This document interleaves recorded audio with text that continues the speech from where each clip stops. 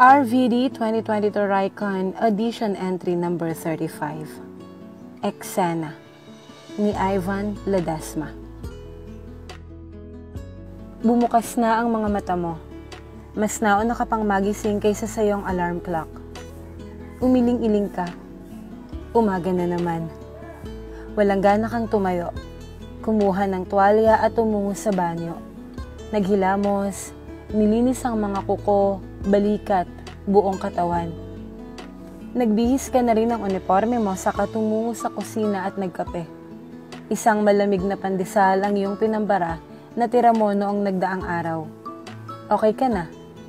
Hindi na kumukulo ang tiyan mo. Biglang tumulo ang luha mo. Saka mo lang napagtantong hindi ka nga masaya. Nahanap mo na rin ang rason kung bakit ka malungkot. Pinahid mo ang iyong mga luha. Alas 7 na pala. Mabilis kang lumabas ng bahay at pumara ng tricycle. Late na ako. Kailangan ko magmadali. At baka ako'y mapagalitan na naman ni boss. 15 minuto ang nakaraan. Dumating ka na rin sa opisina. Buti naman at wala pa ang boss mo kaya nakahinga ka ng maluwag kahit papano. Dating gawi, tumungo ka sa pwesto mo at humarap sa screen ng iyong laptop. Nagtipa, kumausap sa mga customer, pinipilit ng ngumiti para maging kaaya-aya sa paningin ng mga mamimili. Nasa ganon kang posisyon nang tumunog ang telepono mo. Si Bea, ang nakababata mong kapatid na nasa kolehiyo, ang tumatawag. Hi kuya, may extra ka po ba dyan? Para po sana sa research namin? Sige, magpapadala ako bukas. Napahilamos ka na lang dahil sa hindi maipaliwanag na pakiramdam nang matapos ang tawag. Tinapik mo ang balikat ng katrabaho mong si Christian. Tol, may extra ka pa ba dyan? Baka pwedeng makairam. Babayaran ko na lang sa katapusan. May kung ano mang dinaramdam, pinilit mong ngumiti at magkunwaring wala lang. Pero sa totoo lang, parang may kulang. Alas 5 ng hapon. Natapos na naman ang isang nakakapagod na araw. Lumabas ka na ulit ng opisina, pasan-pasan ang iyong bag. Naglakad ka na lang din pa uwi. Nang makarating sa bahay, pabagsak kang humiga sa kama. Gusto mong magpahinga pero hindi pwede.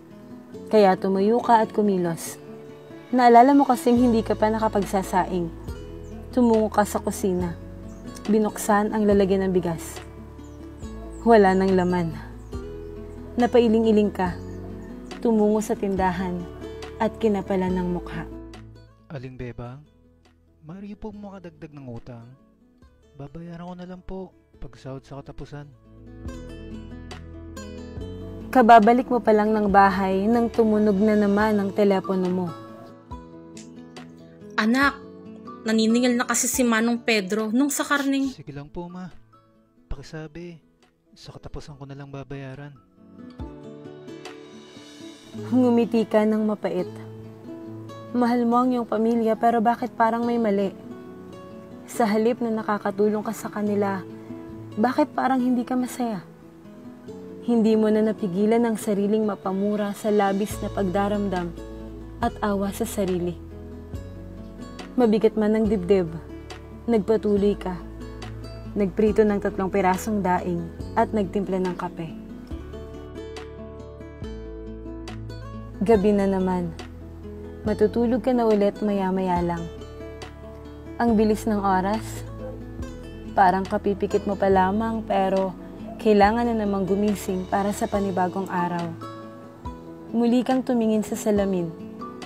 Hindi ka masaya. At hindi mo alam ang rason kung bakit. Nakapagtapos naman ako ng pag-aaral. May trabaho naman ako. At higit sa lahat, natutulungan kong pamilya ko. Sahod ko na sa susunod na linggo. Ang bilis lang talaga ng mga araw. Tiningnan mo ang iyong listahan. 1,500 kay Christian. 1,000 kay Manong Pedro. 1,200 kay Aling Bebang. 1,000 allowance ni Bea. 2,500 renta sa bahay. 3,000 balance sa motor. 500 sa tubig. 800 sa kuryente. 11,500 pesos lahat. Saktong-sakto lang sa sahod ko buong buwan. Biglang tumulo ang luha mo.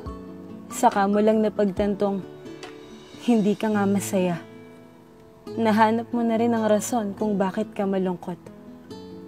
Pinahid mo ang iyong mga luha. Bakit parang umiikot na lang ang buhay ko sa ganitong sitwasyon?